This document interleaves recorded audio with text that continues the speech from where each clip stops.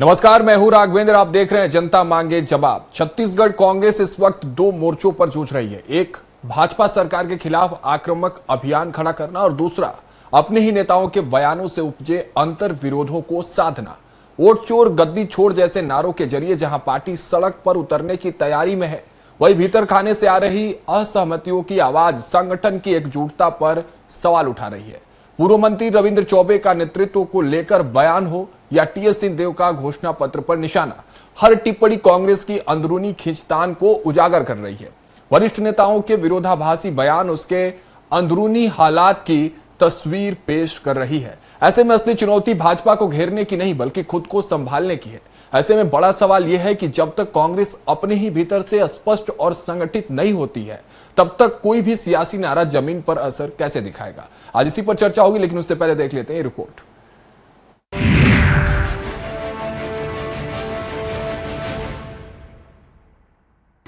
छत्तीसगढ़ कांग्रेस में इन दिनों गुफ्तगू सिर्फ चुनावी रणनीति की नहीं बल्कि अपने ही सियासी घर को संभालने की भी हो रही है।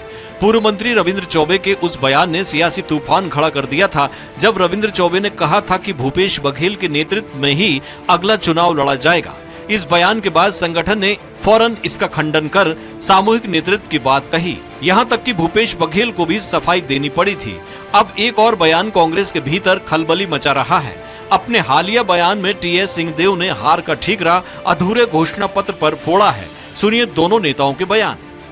आदरणीय साथियों, आज कांग्रेस के अगुवाई भूपेश बघेल जी कर थे और हम तो चाहतन छत्तीसगढ़ के किसान चाहते भूपेश की आवाज आज जैसे बरकरार है, एक से भी ज्यादा बुलंदी से भूपेश की आवाज इसमें बने रहा है। हार का मैंने ये नहीं कहा, आप बयान भी देख लेंगे। हारने के कई कारण होते हैं और मैंने कल ये भी कहा कि कई महत्वपूर्ण कारणों में एक कारण ये भी रहा कि ये मतदाताओं का एक वर्ग है। कर्मचारी हैं, कितने होंगे, मान लीजिए 50,000, 1 लाख हो, 1 लाख हुए, उनके 3 या 4 परिवार के वोट होंगे तो 3 लाख वोट होंगे। कितने से हार जीत हुई, तो चुनाव को प्रभावित किया कि नहीं, एक मुद्दा। ऐसे बयानों के बीच बुधवार को हुई बैठक में कांग्रेस ने सरकार के खिलाफ अपनी मुहिम का नक्शा पेश किया है। वोट चोर गद्दी छोड़ का नारा अब गांव-गांव, नुक्कड़-नुक्कड़ गूंजेगा। 9 सितंबर को बिलासपुर से इसका आगाज होगा। इसकी कमान डॉक्टर चरणदास महंत को सौंपी गई है, लेकिन कमान संभालते ही डॉक्टर चरणदास महंत का पहला बयान ही सबसे ज्यादा सुर्खियां बटोर ले गया। सुनिए क्या कुछ कहा उन्होंने। हमने जरूर बोला है कि ये जो बाकी बातें बाहर जा रही हैं, जो एक दूसरे को हम लोग मुख्यमंत्री बना रहे हैं, कांग्रेस अध्यक्ष बना रहे हैं, वो हमारी गलती नहीं है, हमारे चमचों की गलती है। तो सभी नेतागण, सभी जिलाध्यक्षगण अपनी अपनी चमचों को संभाल के रखें, ये हमने विशेष निर्देश दिए। कांग्रेस की बैठकों और नेताओं के बयान पर बीजेपी तंज कस रही है। वरिष्ठ विधायक अजय चंद्राकर का कहना है कि कांग्रेस की मीटिंग अंदरूनी लड़ाई सुलझाने के लिए होती है, जनहित के मुद्दों के लिए नहीं। किसी को दल से निकालने के लिए है, क्योंकि वहाँ अनुशासनात्मक कार्यवाही होनी हो, उसकी बैठक ही नहीं हो रही। उसकी नहीं है बैठक, अनुशासनात्मक कार्यवाही करने के तो क्या बैठक।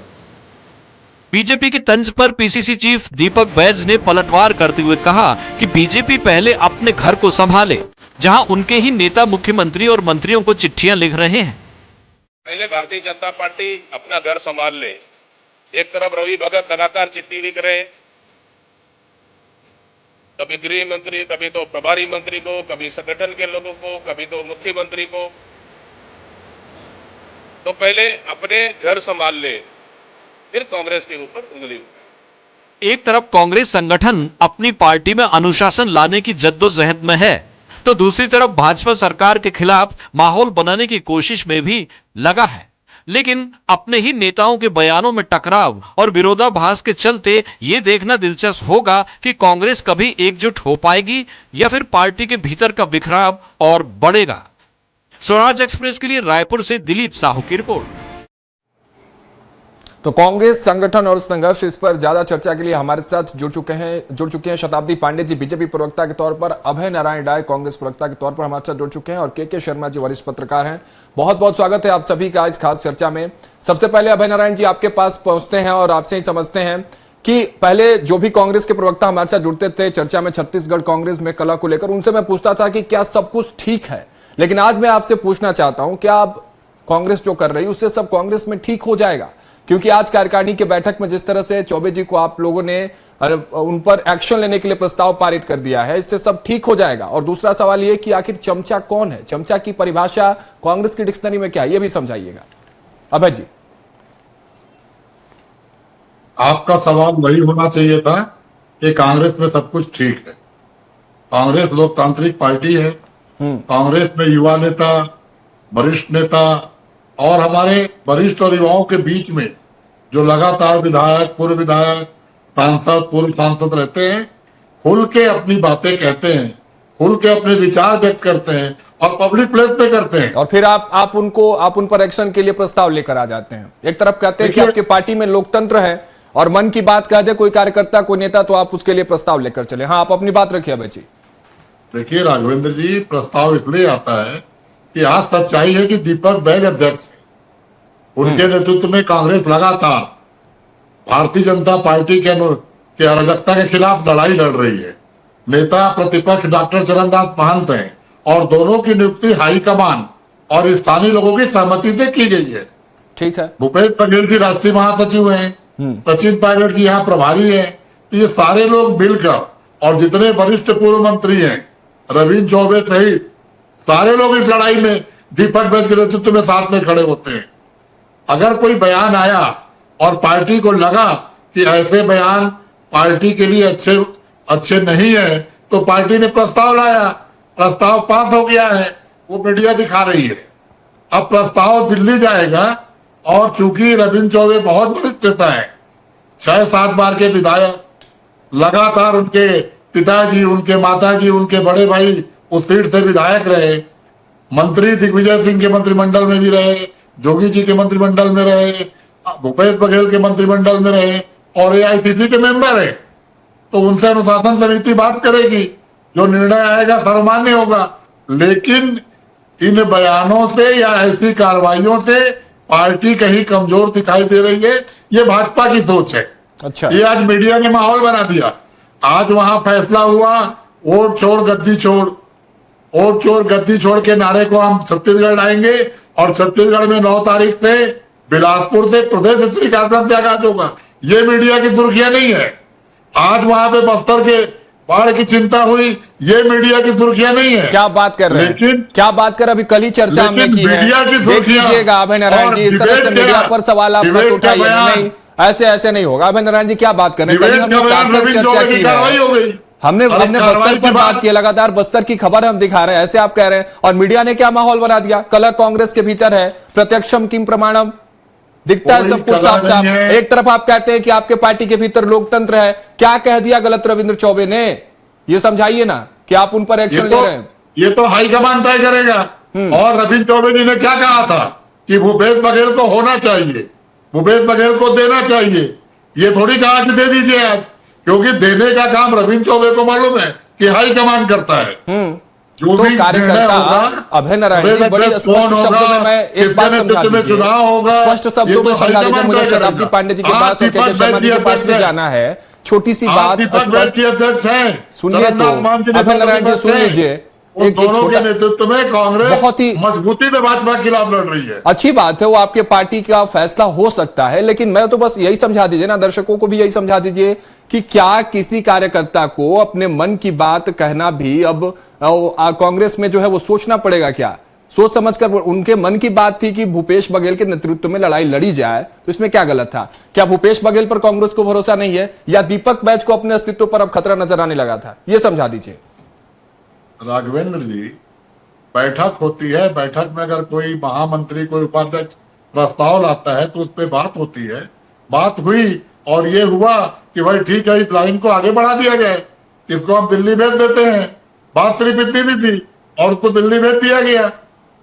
रविंद्र चौबे जी का जो बयान था वो लगातार रविंद्र चौबे जी अपनी बात कह चुके हैं। बयान के बाद भी उस पर भूपेश बघेल जी अपनी बात कह चुके हैं, दीपक बैज जी बात कह चुके हैं। तो वो बयान जन्मदिन के अवसर पर अपने नेता के साथ खड़े होने में, अति उत्साह में बोला गया बयान था। दोनों बात आप ही कर रहे हैं, दोनों बात आप कर रहे हैं। चलिए ठीक है, आपके पास आऊंगा। आप सोच रहे हैं हेड भी आपका हो जाए, टेल भी आपका हो जाए, सिक्का तो उछाल दिया आपने, लेकिन ऐसे थोड़ी होगा।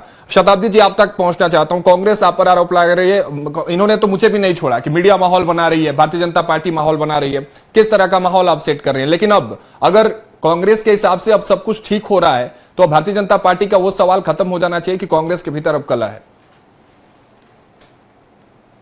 शताब्दी जी, हमारे साथी प्रवक्ता के द्वारा जो भी कुछ अभी कहा गया, इससे सुनकर ही समझ में आ रहा है कि उनके पार्टी के भीतर कितने खींचतान है, और ये खींचतान अब जनता के सामने आ रही है।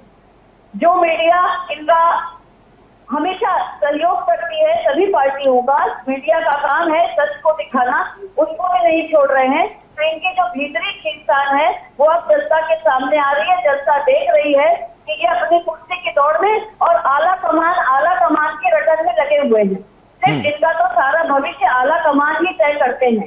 जबकि इसके विपरीत अगर आप देखेंगे तो भारतीय जनता पार्टी में अनुशासन, संगठन और विचारधारा आधारित काम होता है।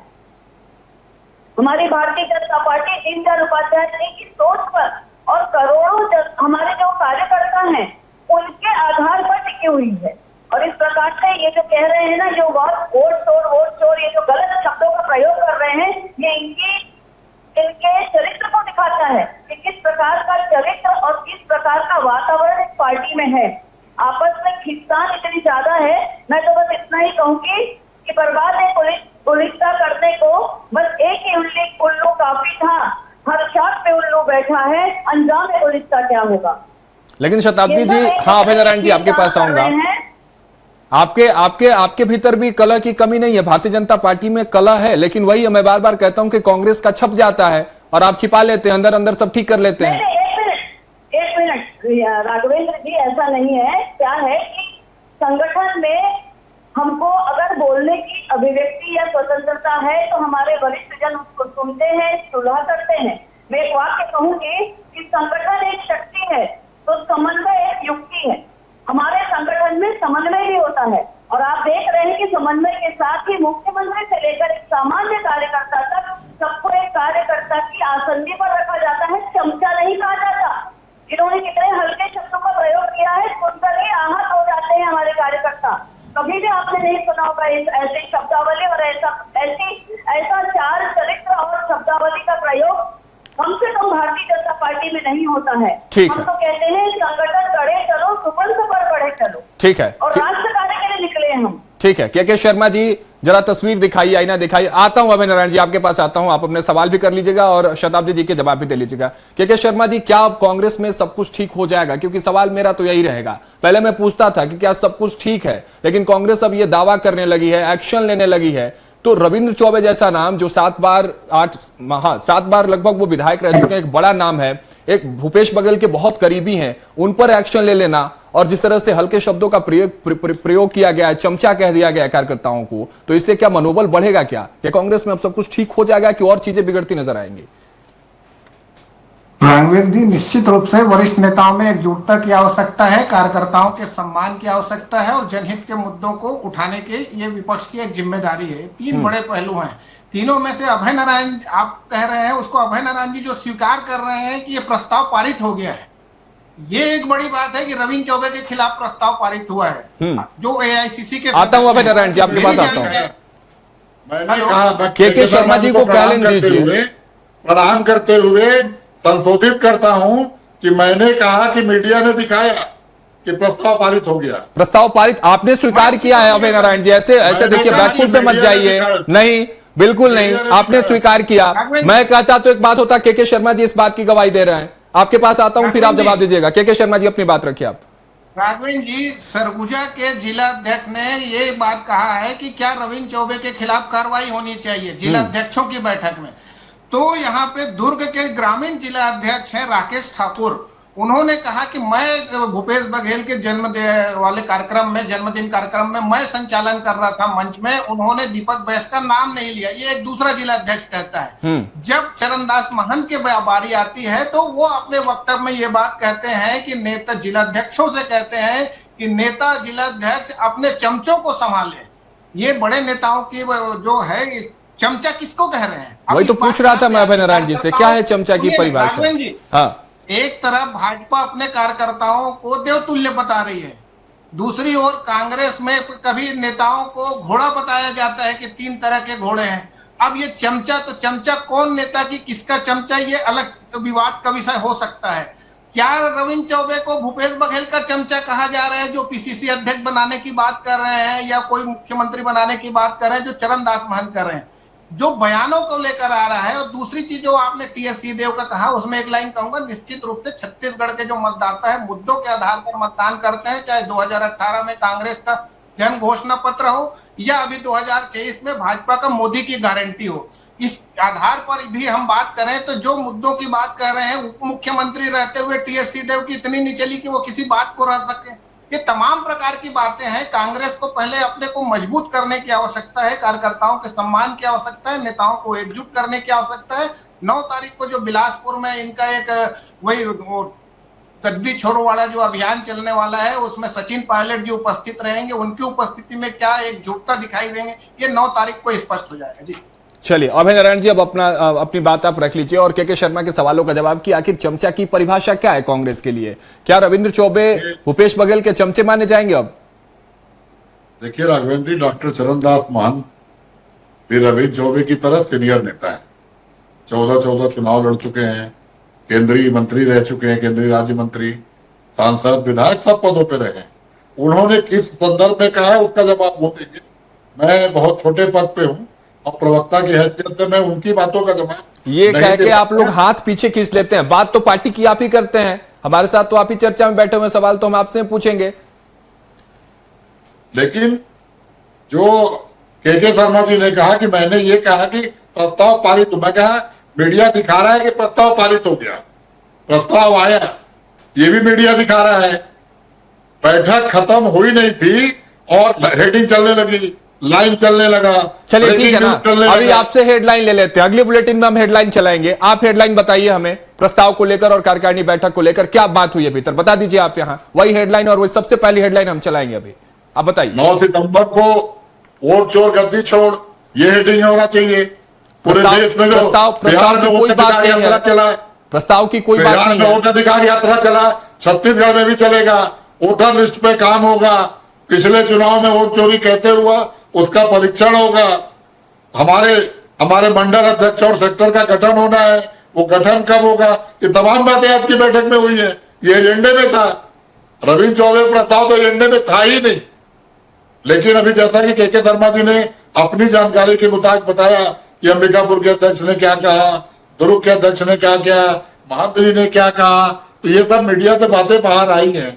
पार्टी की बातें, जब पार्टी की बैठक होती है, मिनट्स बनते हैं, विज्ञप्ति जारी होगी तो जानकारी हो जाएगी उसकी भी। मैं तो सिर्फ ये कह रहा हूं कि जानकारी मिलेगी बाहर। अभय नारायण जी, जानकारी आएगी बाहर, क्योंकि चरणदास महंत जी ने एक और बड़ी बात कही है कि जो भीतर बात होती है, बैठक में बात होती है, वो चमचे ही बाहर कर देते हैं। तब जब चमचा पर आप शिकंजा कस रहे, तो आपको लगता है क्या कि बैठक की बात बाहर आएगी? मैं राघवेंद्र जी, मैं वही कह रहा हूं कि महंत जी ने किन परिस्थिति में किन बातों को लेकर अपना बयान दिया है, उसका जवाब महंत जी आप लोग को देंगे। लेकिन आप ठीक है, वो तो चरणदास महंत से बात भी हो जाएगी, हम पता भी कर लेंगे। कांग्रेस के संगठन व्यक्तिगत आप बताइए, मैं कांग्रेस छोड़ दीजिए। अब जब आप कह दिए कि चरणदास महंत जवाब देंगे, व्यक्तिगत आपको सही लगता है क्या चमचे जैसे शब्दों का प्रयोग कार्यकर्ताओं के लिए? एक तरफ भारतीय जनता पार्टी सम्मान करती है, कार्यकर्ताओं का सम्मान करती है, और दूसरी तरफ आप चमचे जैसे शब्द से संबोधित कर रहे कार्यकर्ताओं को। देखिए राघवेंद्र जी, व्यक्तिगत बता दीजिए ना अभय नारायण जी, व्यक्तिगत आपको सही लगता है क्या? देखिए, कार्यकर्ताओं के बल पे ही कोई पार्टी चलती है। अगर लोकसभा और विधानसभा का चुनाव केवल और केवल बूथ स्तर के कार्यकर्ताओं के बल पे लड़ा जाता है, कोई भी बड़ा नेता बिना कार्यकर्ता के चुनाव नहीं जीत सकता। तो कार्यकर्ताओं का मान सम्मान तो हर पार्टी में होता है और होना चाहिए, और कांग्रेस में है। लेकिन महंत जी ने किसी विशेष बात पे विशेष टिप्पणी की होगी, उसका जवाब महंत जी देंगे। लेकिन बिना सम्मान के तो कोई पार्टी चलेगी नहीं। अब मैं भारतीय जनता पार्टी के कारनामे पे आता हूँ। अजय चंद्राकर जी, आप सब ने दिखाया, हम सब ने देखा कि जब सर्वाधिक सदस्य बनाने का सम्मान हो रहा था, तो किस भाषा का प्रयोग किया, क्या हरकत वहां पे की। आपके पूर्व मंत्री ननकीराम कंवर जी, भारतीय जनता पार्टी के वरिष्ठ मंत्री, जब अमित शाह से मिलने जाते हैं तो किस तरह धक्के लेके बाहर निकाले जाते हैं उनके भाजपा के कार्यालय से। ननकीराम कंवर कोरबा से आते हैं बिलासपुर, और बिलासपुर में आके कहते हैं कि मुझे रमन सिंह ने 3 बार हराया, यहाँ तो षड्यंत्रों की पार्टी हो गई है। क्या एक्शन लिया भाजपा ने, क्या कार्रवाई की भाजपा ने। तो ये जो अनुशासन का एजेंडा है वो हर पार्टी में अपने अपने स्तर पे चलता है। आज बैठक में चर्चा हुई होगी, उस चर्चा पे बात बाहर आई और उसी बात पे आज तमाम बातें हो रही हैं। कांग्रेस का कार्यकर्ता आज जनता के साथ खड़ा है, वो बिजली बिल के विरोध में खड़ा है, वो यूरिया नहीं मिलने के विरोध में खड़ा है, वो स्कूलों में गणवेश नहीं मिलने के विरोध में खड़ा है, बस्तर में बाढ़ पीड़ितों के साथ खड़ा है। वो विरोध मजबूत कब होगा अभय नारायण जी, जब आपके पार्टी का आधार मजबूत होगा। शताब्दी जी, आप पर तमाम बड़े आरोप लगाए अभय नारायण जी, उसका जवाब दे दीजिए कि आपके आधार भी हैं जो हैं वो खोखले हैं। आपके भी मंत्री जो हैं वो नाराज होकर मुख्यमंत्री को सीधा लेटर लिख देते हैं। देखिए, ये सभी किसी भी संगठन की आंतरिक संरचना का एक अंग होता है। सब अपनी बात, अपने मन की बात रखते हैं। सवाल यहाँ पर ये होता है कि किसके साथ कैसा व्यवहार किया जाता है और किस प्रकार का आदर सम्मान रखा जाता है। भारतीय जनता पार्टी में, जैसा कि के शर्मा जी ने भी कहा, कि कार्यकर्ताओं को देवतुल्य माना जाता है, अपनी बात रखने का अधिकार होता है। और मैंने पहले ही कहा कि हमारे संगठन में समन्वय है, समन्वय के साथ रास्ता निकाला जाता है। जो अनुभवी है उनके अनुभव का लाभ लिया जाता है, नए लोगों को आगे लाया जाता है और योगानुकूल निर्णय लिए जाते हैं। इस प्रकार युवा मोर्चा के अध्यक्ष रवि भगत को पत्र लिखने के कारण अभय नारायण जी सुन लीजिए, आपको पूरा समय दिया मैंने, आपको लगभग 2 से 3 मिनट दिया, अब इनको सुन लीजिए आप। हाँ, आपके हर नेता तो डाल में पास के सिद्धांत पर चलते हैं और आपके संघर्ष में आप अपनी पार्टी की जो पूरी इमेज है उसको खराब करते जा रहे हैं। जनता के बीच से आपकी दूरी बढ़ रही है। अभी सीएम सिंहदेव जी ने भी कहा कि किस प्रकार के कारणों की वजह से आपकी हार हुई है। वो अलग राग राग रहे हैं, बैठ जी अलग चल रहे हैं, रविंद्र जी अलग चल रहे हैं और आज शरद जी ने अलग कुछ कह दिया। तो इस प्रकार से आप देखिए कि किन रास्तों पर, किन अलग अलग जगह पर आप सब चल रहे हैं। ये हाल जनता देख रही है। जनता किस प्रकार से आपको विश्वास करेगी। भारतीय जनता पार्टी का काम पूरा संगठनात्मक तरीके से होता है। यहाँ पर पूरा हमारा व्यवस्थित कार्यक्रम मिलता है, उस कार्यक्रम के तहत हम काम करते हैं और सभी की सहमति से निर्णय होते हैं। किसी प्रकार की हमारे यहाँ पर वैमनस्यता या आपसी विरोधाभास कभी देखने को नहीं मिलता। पूरे समन्वय के साथ, संगठनात्मक शक्ति के साथ हम कार्य करते हैं। संगठन में शक्ति है और इसी शक्ति को बढ़ाने का काम हम करते हैं। आने वाले समय में हमारा सेवा पखवाड़ा का कार्य होने वाला है। उसी को देखते हुए आप सब ने कोशिश की है कि गाली गलौज का माहौल लेकर गाँव जाएंगे। कौन सी जनता आपको स्वीकारेगी। बस मैं यही पूछना चाहती हूँ कि इस प्रकार के इस तकलीफ राजनीति का जो आप ला रहे हैं ये ठीक नहीं है छत्तीसगढ़ के इतिहास के लिए।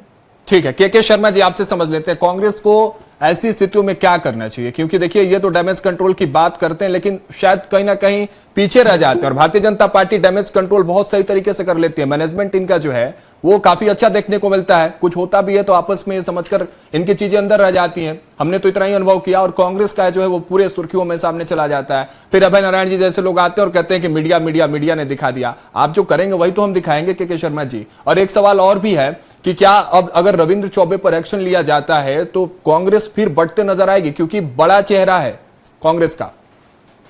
निश्चित रूप से राघवेंद्र जी, कांग्रेस में अभी समन्वय की आवश्यकता है। ऐसी स्थिति नहीं है कि रविंद्र चौबे जैसे नेता पर कार्रवाई कर सकते हैं। 7 बार के विधायक हैं। छत्तीसगढ़ राज्य निर्माण के समय के प्रस्तावक जो मध्य प्रदेश में थे विधानसभा में, उसके प्रस्तावक रहे छत्तीसगढ़ राज्य निर्माण के। इतने बड़े नेता के खिलाफ क्या कार्रवाई कर सकती है। और कार्रवाई की बात नहीं हो तो जिलाध्यक्षों की बैठक में एक जिलाध्यक्ष इतना शक्तिशाली हो जाता है कि वो रविंद्र चौबे के खिलाफ कार्रवाई की बात कहे, या दूसरा जिलाध्यक्ष खड़े हो जाता है वो रविंद्र चौबे के पक्ष में खड़ा हो जाता है। ये एक बड़ी बात है कि कार्यकर्ताओं को कितना सम्मान, कितने क्या करना चाहिए के शर्मा जी, क्योंकि मैं चाहता हूं कि आपके थ्रू नसीहत भी मिल जाए कांग्रेस को तो शायद उस पर वो काम कर पाए। कांग्रेस को क्या करना चाहिए इस स्थिति में जल्दी से। कांग्रेस के वरिष्ठ नेताओं को एकजुट होकर के समन्वय की आवश्यकता है और कार्यकर्ताओं में एक बेहतर मैसेज जाए। जनहित के जो मुद्दे को उठा रहे हैं उसमें एकजुटता की बात है, भले ही वो दीपक बैस के नेतृत्व में हो। दीपक बैस चूंकि पीसीसी अध्यक्ष हैं, इसलिए मैं तो कहूंगी तमाम वरिष्ठ नेता है, जितने वो नाम लोगे, रविंद्र चौबे का हो, चाहे भूपेश बघेल हो, चाहे चरणदास महंत हो या ताम्रध्वज साहू हो, तमाम नेताओं को एकजुट करने की जिम्मेदारी तो पीसीसी अध्यक्ष दीपक बैस की। ठीक है, एकजुटता ही एकमात्र विकल्प है कांग्रेस के लिए अब। बिल्कुल, तो चर्चा को हम यही समाप्त करते हैं। बहुत बहुत शुक्रिया शताब्दी जी आपका, अभय नारायण जी आपका और के शर्मा जी आपका भी बहुत बहुत शुक्रिया हमारे साथ इस चर्चा में जुड़ने के लिए। तो फिलहाल इस चर्चा में मेरे साथ इतना ही। आप देखते रहिए स्वराज एक्सप्रेस।